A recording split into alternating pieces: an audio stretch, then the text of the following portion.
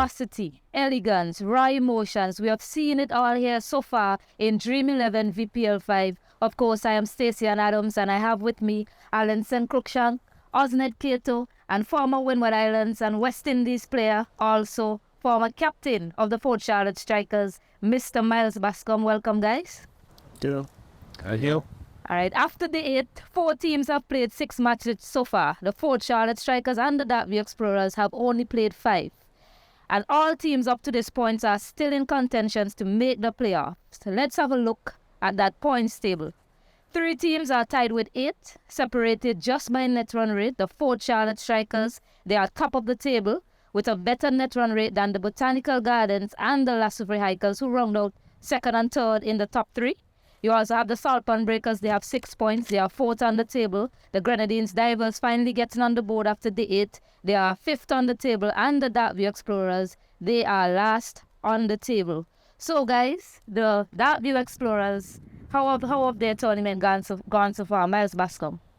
Well, I think they are struggling with their strategy. That opening partnership is a little bit of a problem area for them.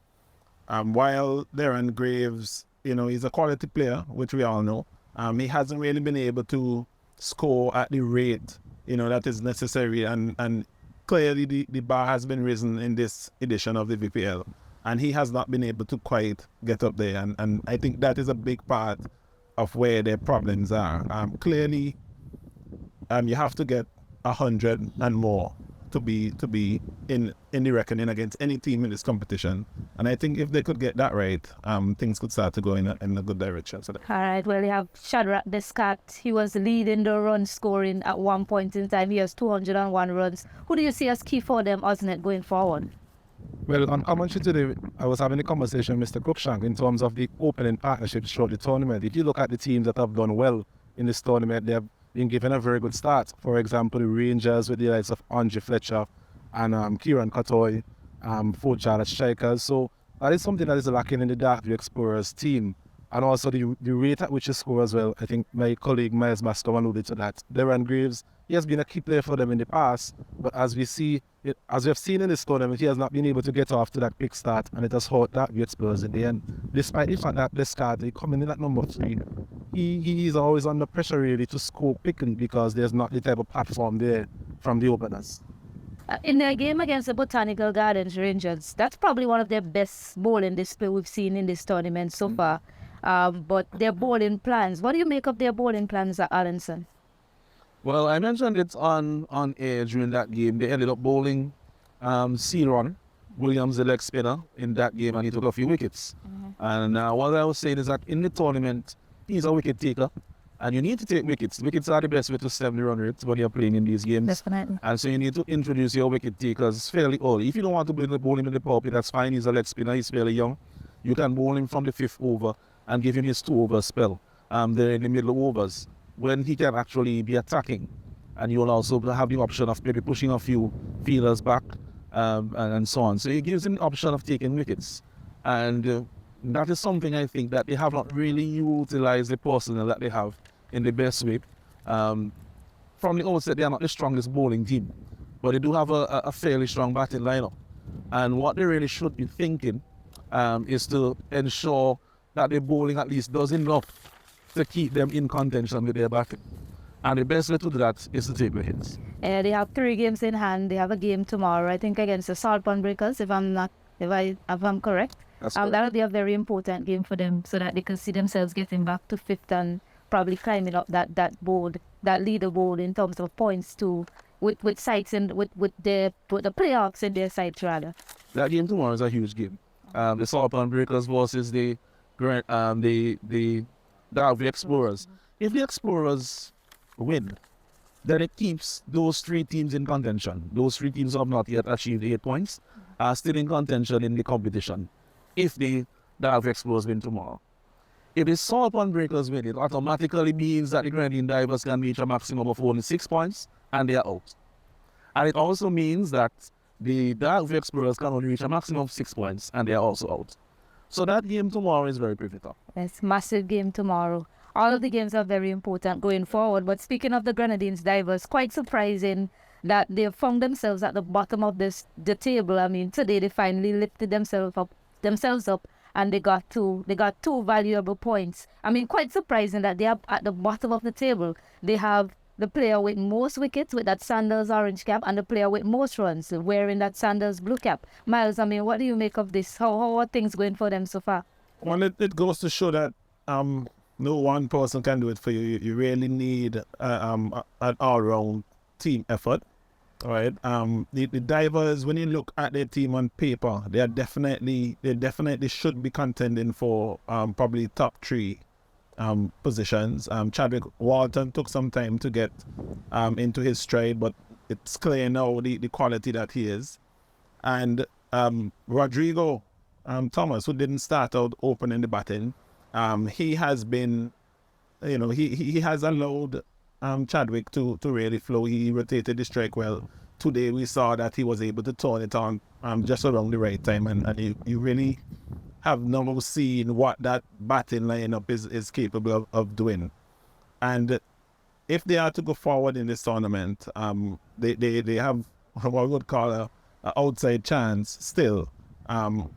They would definitely need to continue along those lines with their batting and try to get things right with their bowling. I don't think that they have a set plan bowling. We see the captain as if is unsure. He seems unsure more so in this edition than in previous editions about when he needs to use himself, right? I think today, even though they won, I think he got it wrong coming back, bowling that second over to Dillon Johnson.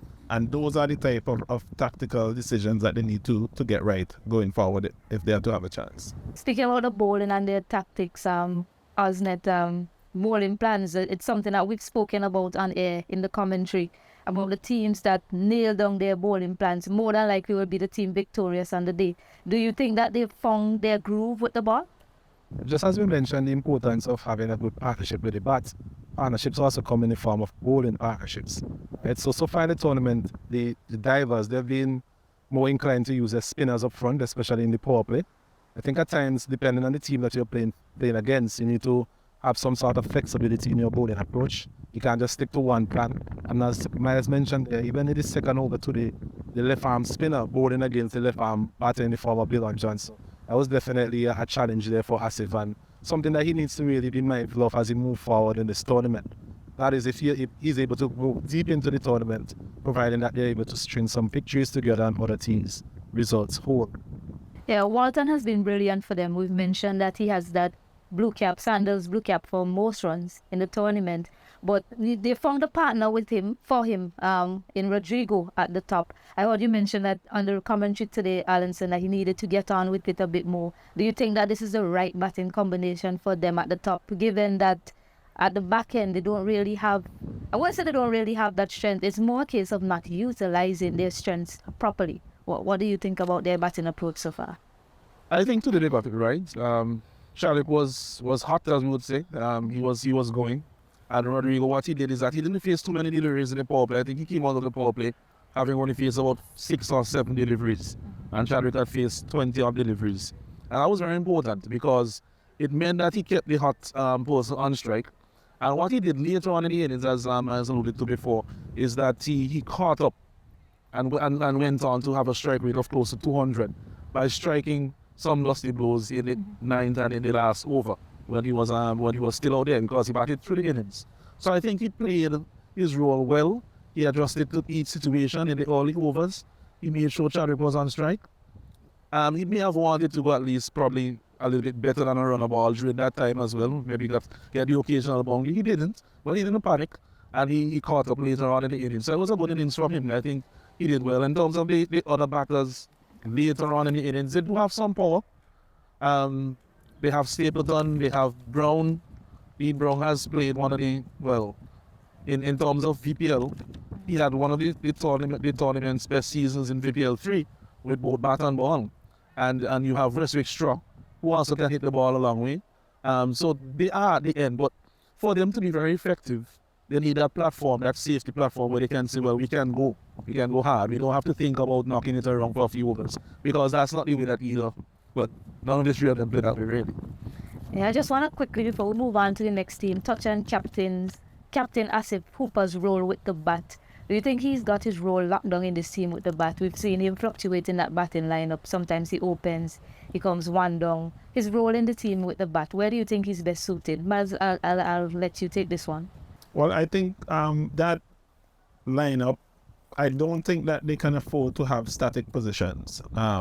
They need to be able to use players like Bennett and Stapleton, for example, who is very strong against spin, right? And you need to, if you get Benetton in the wicket to a left arm spinner or leg spinner, for example, you are likely to get a few boundaries in that over. As he showed in one such, and I think he got 17 or 5 or something to that effect.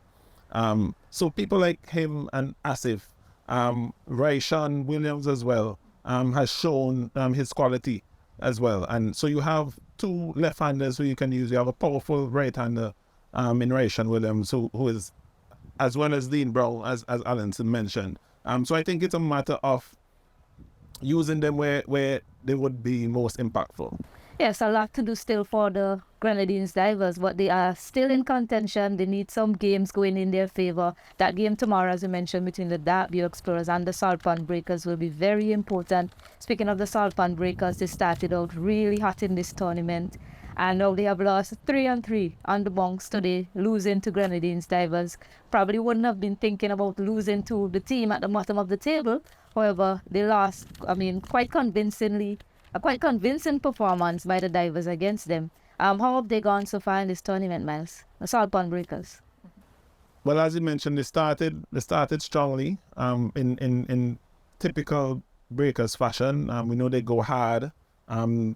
We had Captain Sunil, who is very strong tactically, and you saw that in a couple of those early games. Some key decisions and key changes, key use of personnel, and today would have been the first day that they played without Sunil. So that must have had an impact. Losing your captain, it always has an impact. I heard mention about the body language of the team. But they must have known, for example, that Divers, even though they were at the bottom of the table, they were playing some good cricket, right? So they are a strong unit. So they should have been aware, they should have been prepared for the Divers. But something seems a little bit off about the Breakers. They don't seem to have that chemistry and that energy that we have come to expect of them, and they need to turn that around pretty quickly, because it could become pretty tight for them. Yeah, we spoke about how well they started in the tournament. They were top of the table at one point in time. Captain Sunil Ambris is no longer with them. He didn't really make an impact with the bat, but I believe it was a case of, if the longer he played in this tournament, we would have seen the best of him. Who do you see with the bat going forward for this team, and who has made an impact for them so far in this tournament, Austin? Well, there's been quite a bit of inconsistencies in terms of the batting. We saw Kadir Ned scoring a 50 in his first game, and since then he hasn't really troubled the scorers as much. We have the likes of DeLon Johnson, though, surprisingly. He's a man who is normally very aggressive, and somehow he has scored some runs in the tournament. He has scored a 50 as well. But they will need some of the other players to really put their hand up in the absence of Sunil and really score some runs for them. It's all about building partnerships as well. That is key, as we have seen throughout the tournament. Batting in partnerships normally contributes to bigger totals. The bowling, I've mentioned on air that they have one of the most impressive bowling plans. Today we didn't quite see that. I don't know if it was a case of them missing their captain Sunil Ambris, but in terms of the ball and their bowling plans, they have been one of the better teams in this tournament, with the exception of today. Bowling, as Alanson, what do they need to do? Well, today I would say they made a few tactical errors. The one that stood out in my mind was the introduction of Captain Warrican so early in the power play, because that over being an expensive one, from there they had very little areas to turn to thereafter.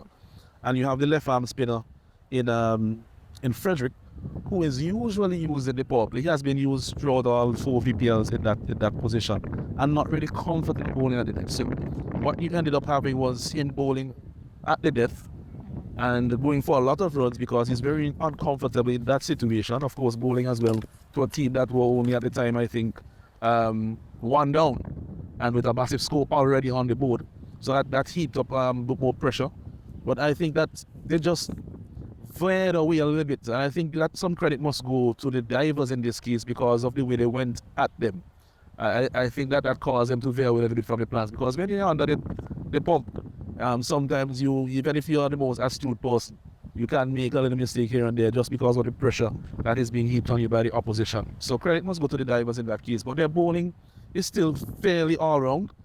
They'll be concerned a little bit about Alim's Kadeem Alim's bowling, because in the last competition when they were looking so good, he looked like $1 million for them, both with bat and ball. And so far in this competition, he has had, I think, one good game where he scored runs and also took wickets. But other than that, he hasn't quite looked himself. And so they'll be concerned about that, because they have him in a position where he's batting at 3, which is a very important position in such a short game. And so he needs to come to the party, or they may need to rethink and rejig their bowling approach. Yeah, there's also Jeremy Lane. He bowled today. I think he probably had 1 over in the tournament prior to today. I think he's also very important to them. Where he going forward, he can bowl those Yorkers for them. And we saw how well he bowled today. He was probably the best bowler on display for the Salt Pond Breakers today. So I think he's somebody as well that they can look to in the future. But That's off to him. He did extremely well. Yeah, he did extremely well today, and he's an all-rounder. I mean, if things gets going for him, he can also hit a few out of the park for them. Sure. So that's somebody that they can turn to. You know, if Kadeem Aline is struggling, as we've mentioned, Jeremy Lane could probably be that person to fill that role for them. Yeah. So now move to the top 3, the big 3. 3 players, 3 teams on 8 points. Just the net run rate separating them. The Lassifree Hikers, they are third on the table. I mean, from what I've seen with them so far, they have played the most stimulating matches of this tournament so far. A lot of grandstand finishes from them. The Lassifree Hikers, Desron Maloney's team. Give me your thoughts on them, Miles Bascombe. Well, I mean, 4-time champions. I mean, there's not much I can say about them. We know what we get from them. It's high energy. It's live. This year, though, I think, in previous editions, they depended heavily on spin. And as the wickets deteriorated in previous editions, those spinners became more and more impactful. But what we are seeing in this edition is that the wickets are holding up pretty well. And therefore, the spin is not as impactful as it was in previous editions. And so we see that they wobble a little bit. While the batting is pretty much solid, I think they understand what they need to do as a batting unit. The bowling, they have a few questions that they have yet to answer with their bowling. And I think that is primarily because the spin is not making the type of impact that they had in previous editions of the VPL. We would have seen the likes of Dylan Douglas come in handy, in the back end of the tournament. And so far, we haven't seen much of him. And generally, the spin has not been making quite the same type of impact. It's a bit preemptive there. Miles, 4 times champions. Are you saying something? 3 times. Yeah, I know they went to the finals 4 times. So it's a team that definitely knows how to win. And they do have a tactical captain in Desron Maloney. But you mentioned the bowling and the amount of spinners that they have in their lineup. They have been reluctant to use Dylan Douglas, but it's a bowling unit. It's a bowling attack that I think if a team wants to get at them, they really can. They don't have that bowler with express pace. They do have Ryan Williams, but he's a bowler that primarily looks to bowl those slower deliveries and those Yorker lengths. So in terms of the bowling, Osnet, just give us a bit about how they've gone with the bowling, with the ball so far in the tournament. Well, they're a champions team, as you mentioned, and whenever the game gets tight, it seems that they're able to just propel themselves and go up a gear, really. But the bowling, as you mentioned, is the type of bowling attack that, as you mentioned, if players are set, there are batters that are set, then they're able to maybe put them under a bit of pressure. So Neil Lewis, he has had a couple of good games. Today, he didn't go as well as he would have liked. Well, Larry Edward is another good left-arm spinner addition there. Jonathan Carter, he has had a up and down season in terms of his bowling. We all saw what Carlos Brathwaite did for him in a recent encounter. So The pitches, I think that's an important point that Mr. Bascombe would have mentioned in terms of the pitches are very good pitches. And I think even on commentary was saying that as long as you're a good fast bowler on these wickets, you would get some response from the wickets, right? And as he mentioned also, they are dependent on spin largely. So the fact that the wickets are not deteriorating as much means that they're less effective. So there's one Maloney will definitely need to try and maneuver his bowlers in a way that makes them more effective against certain type of matters. Yeah, so far he's doing a good job with that so far, because I really do believe if a team wants to, they can go at this bowling attack. But they're doing a good job so far. They seem to be a team that perform well under pressure, especially with the bat. I mean, that top three has been phenomenal in this tournament for them so far. Jonathan Carter, Captain Dejan Maloney, and Dylan Douglas as well. So, I mean, after that top three, I mean, teams will be looking to target that top three. I'm not gonna dwell too much on the top three. We'll talk about them, but I wanna know who else after them can the Hikers fans look forward to give them something in this tournament. It's a good question, and something that they'll have to think about as we go into the tournament, because there will be a game at some point when there will be 3, 4, not many. So Anthony Lewis in the past, he has had a very good tournament. I think VPL3 was largely responsible for them getting to the final in VPL3, because I think his semi-final knock really got them, well, not semi-final, but the qualifying knock into the final really got them where they needed to go, even though they were in some trouble in that game. So he has proven that he has that capability. What we have not seen from the batting order, as we have had in previous editions, is that strength in the lower middle order, because in previous editions they had people like Stapleton in some of the editions, and so on. But this time they are missing that key player around 5, 6, 7, who could end the game for them. And I think that it is something that may come back to haunt them later on in the tournament as they play. So a lot is dependent on the top 3 or 4 players that they have. Thomas, a solid batsman in the middle order, but he hasn't looked himself. I think he's carrying a niggle. So even that, that is somewhere that they really, really need to think hard about, because they will be asked some questions as we go forward in the tournament. Yeah, so we must go back to the top 3 I mentioned, how well they've played for them. Out of those 3 players, I mean, I can't speak about how exceptionally well they've played for them. Jonathan Carter, Dejan Maloney, Dylan Douglas. I always mention that he's such a prodigious player. He's key for them. But just tell me a bit about Jonathan Carter in this tournament, his inclusion in this team for the Lassifree Hikers, Miles. Well, he brings a wealth of experience. Carter, he has played first class up to this year. I think that is probably about, we're talking about 10 to 15 years of first class experience, right? Very talented, very quick hands, very tactical and strategic in his batting. We saw that, he takes a little bit of time to get in, and then he backs his strong areas, square up the wicket, especially on the offside, which is one of the things that we have seen in this tournament as opposed to previous editions. When you look at the likes of Carter and Walton, you see how they look to score right around the wicket, right? They don't just aim to hit the balls and into the leg side, right? And definitely his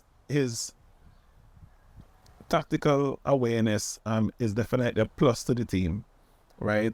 Advising. We saw that he called for the ball in that game against strikers, right? He's always up for the challenge, and it's always good to have somebody in your team that is willing to do that. Yeah, Dylan Douglas, he's always been consistent for the Lassifree Hikers, but Captain Dejan Maloney is also putting his hand up for them this year. I don't think he really shown in the previous edition for them. This edition, he's going well, Alanson. Yeah, Maloney is a very good batsman. We know his approach to batting. Very strong off the back foot in particular. Likes to pull, likes to cut, and waits on the back foot quite often, especially against the spinners. And I think tactically today, even in that game that we saw today against the Rangers, the Rangers bowling missed a trick there against him, because I think they bowled a lot too short. The spinners bowled too short against him. He was able to get into his wicket and play quite a few pull shots over the boundary. And that's something that you have to really try to see and quickly assess what players are doing and their strengths. And I think in that case, I think Prasad was the bowler. Prasad is not from St. Vincent, so he might not know a lot about Maloney. But there are teammates there who should know how Maloney goes about his scoring, where are his most comfortable areas. Not that he can score the front foot, of course, he's a good player, but where is he more likely to feel comfortable? But I like the way he's going. You mentioned Dylan Douglas. In my opinion, one of the most talented batsmen around right now. I'm not saying around way, but just around. Very, very talented batsman. Strong off front, back foot pace, spin. Has a wide array of shots, and it's something that I'd like to see him in the future. Being challenged at a higher level of cricket, because clearly this cricket is a bit too easy for him. All right, well, just let's move on to the Botanical Gardens Rangers. They're second on the table. I mean, Andrew Fletcher, he's put his hands up for them. I mean, they have Ravindra Prasad. He's a bowler probably with the best economy in the tournament. I don't know if it's been dented after today's match. He's no longer, he's no longer anywhere near there. Not only after today, but the last game as well. So, Yes. yeah, those two games have really hurt his Yes, just speak a bit on their approach in this tournament so far. They've kind of been up and down. They're winning, they're losing. Just tell me a bit about their approach. The way they've gone about winning games in this tournament so far, Miles. I think they are a little bit inconsistent in their approach. I'm sure that they would have a method that they're trying to implement. But I think that you need to have a baseline, you need to have a foundation, and I haven't quite seen that from the Botanical Garden Rangers. Even when they're bowling, Keswick is not sure whether he is bowling the new ball, whether he's finishing, whether he's in the middle. Right. In the batting, I think we saw Kotoy open. He seems to be becoming more of the consistent opener now, but they didn't start with him. So I still think that they have a few kinks to work out. Fortunately, they find themselves in a good position. They have a little bit of a buffer. They seem to have a few injury concerns, I'm sure, which is something that they would have to look after over the next couple of days. But generally, I would like to see them, become a little bit more consistent in their strategy. And I think, they can do great things. We've seen the depth of their batting, and we've seen the power. I think today we saw Ravindra Prasad, who has been, very good with the ball, and we saw him coming to his own with the bat as well, as he is an all-rounder indeed. So they definitely have, the arsenal, they have the artillery. They just need to get their tactical strategies right. Yes, speaking about tactical strategies, I'll have to unpack with their bowling strategies. We've seen Keswick Williams. He's probably he should be one of the main bowlers in the team. He's reluctant to use himself. He's also looked to his spinners mostly in this tournament to bowl. We've even seen Andrew Fletcher having a bowling a final over, a crucial final over, successful in the end. So just tell me a bit about what you think about their bowling strategies in this tournament so far, Osnet. Well, in the last few games, the spinners have been their opted choice in terms of using the likes of Kenneth Demba. They have Prasad, as you mentioned, he came in being very economical as well. But I still think that if the Botanical Gardens Rangers are to reach far in this tournament, they will need a captain to put his hand up. He has a player with West Indies experience, and I think he just needs some confidence in his bowling. I don't think that at this point in time he's confident. He's leading the team well, but at the end of the day, as a captain, you need to put your hand up and start to string some performances together, especially going into the back end of this tournament. Yes, Kenneth Demba, he's been exceptional for them in the power play. I think they're struggling to find that other power play bowler to really partner with Kenneth Demba. I've seen them use they usually use Roshan Primus. I saw Keswick Williams, he had to come in to fill in for Roshan Primus in today's game after he got injured. But I think they're struggling to find that other power play bowler. I don't know if you'll agree with me with that. I mean, Larry Edward and Otney Lewis, for example, they're the two power play bowlers for the last Super Hikers. And then the divers, let's not get to the divers. I think for the strikers, they go with a strategy of using maybe like 4 different bowlers sometimes in their power play. So they know what they're doing there. But I think for me, this team has not really nailed it with who they want to partner Kenneth Demba with in those 4 crucial overs so far. Your thoughts, Asmin? Well, that plan has definitely been complicated with the injury to Primus today. We saw in the previous game he was the only seamer that was utilized. We have the likes of Atticus Brown and others being utilized. So the fact that Primus would not be able to, maybe I'm sure, I don't know how severe the injury is, but I'm sure the way he looked today in the field, it doesn't tells me that he will be continuing in terms of bowling. So there again goes the point of having maybe Keswick, coming in and really putting his hand up and giving the team that type of start. Most of the teams, they are top heavy in terms of batting. So it's very important that you get all the wickets. If you don't get all the wickets, as we have seen in this competition, teams are able to build huge opening partnerships, and that can definitely dent your confidence as a team and conceding large first innings totals. Yeah, I mean, with the batting, Andre Fletcher, he certainly put his hand up for them. He's second on that leaderboard for most runs behind Chadwick Walton. But I know you want to talk about Roshan Primus, Alanson Cruikshank. Tell me, tell me a bit about it. Well, he was my impact player in the first set of videos, and he's really having an impact. I mean, he hit a few of the shots that he hit today, for example, in that game that were.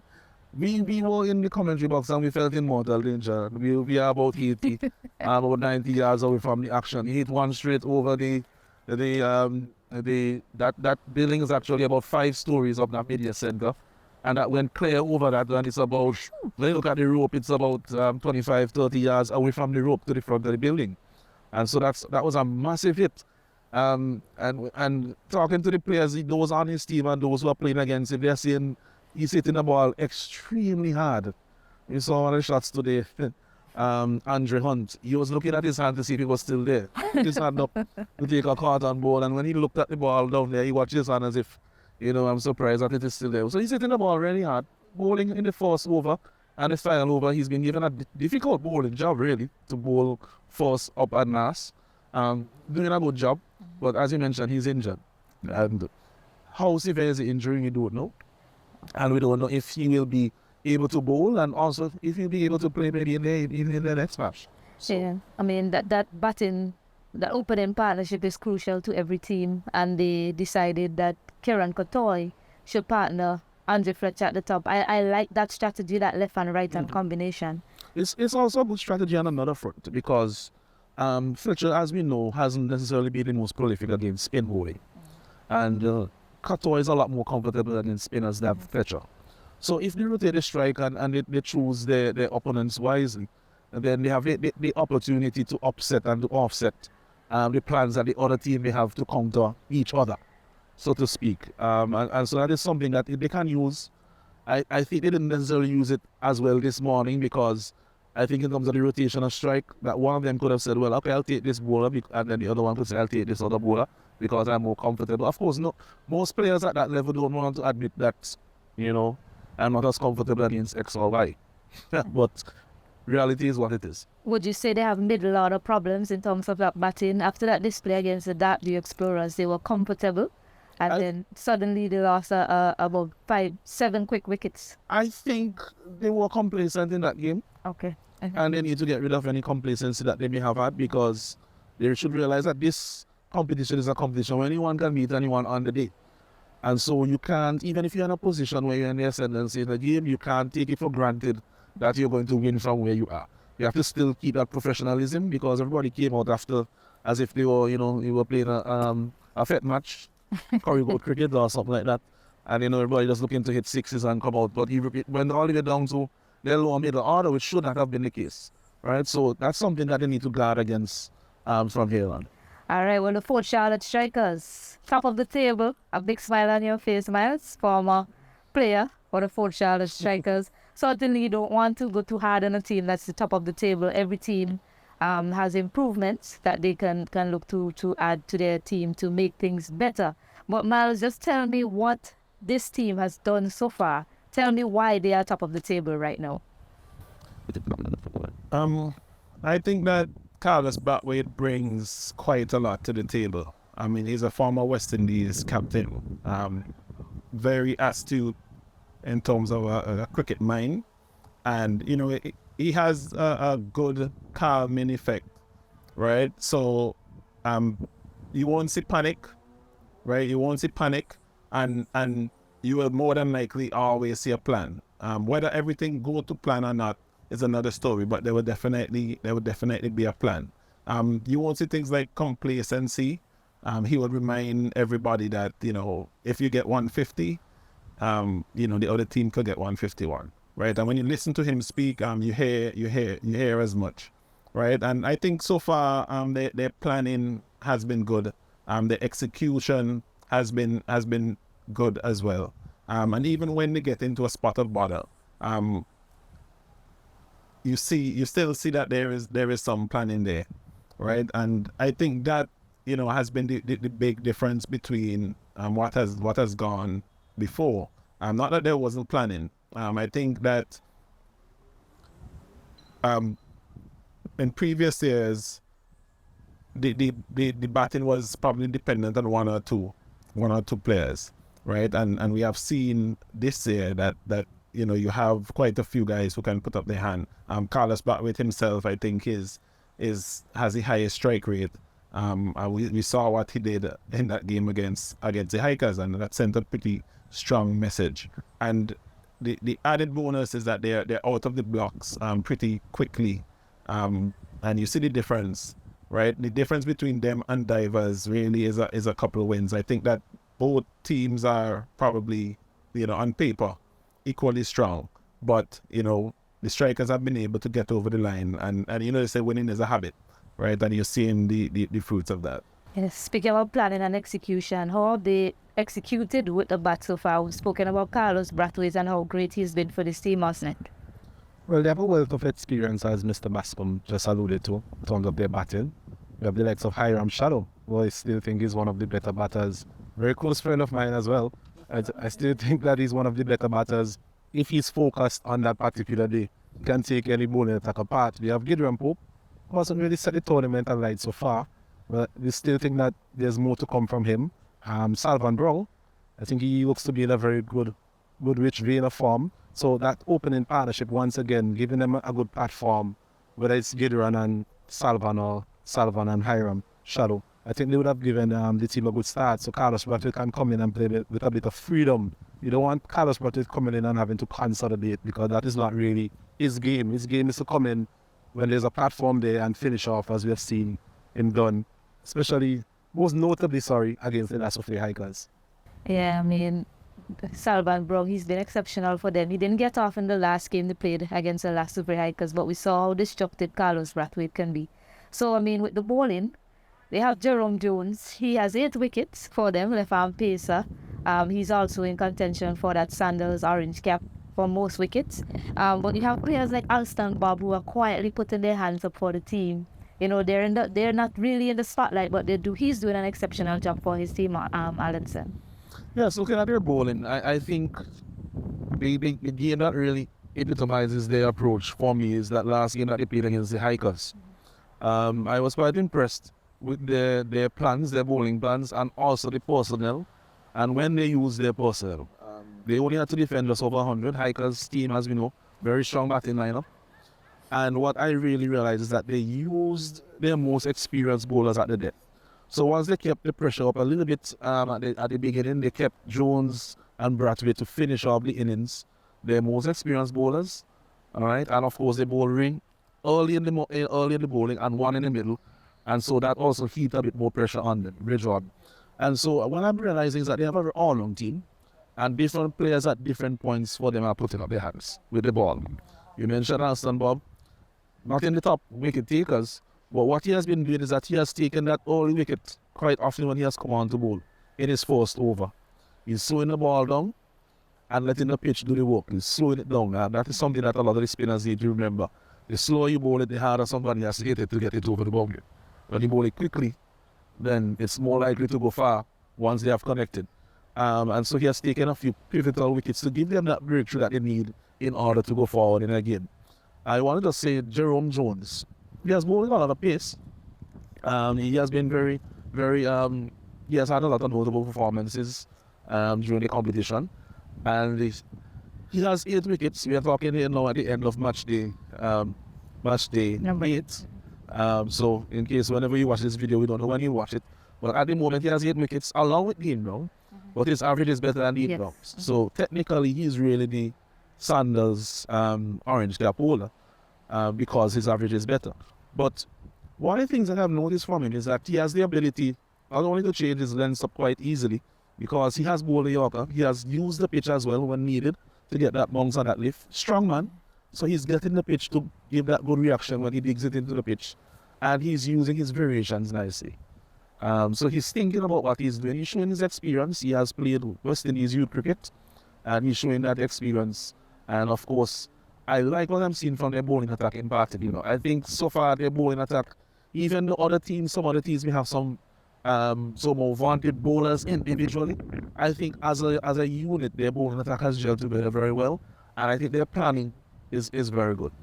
Yeah, do you think that fifth bowler, do you think teams can get that fifth bowler, or that fifth bowler is equally strong as other bowlers like Jerome Jones, Alston Bob, and Carlos Brathwaite as well, who has put up his hand with the ball for the team? Well, those are the 5 main bowlers you have called. Alston Bob, Jones, Brathwaite, Jordan. That's 4. What am I forgetting?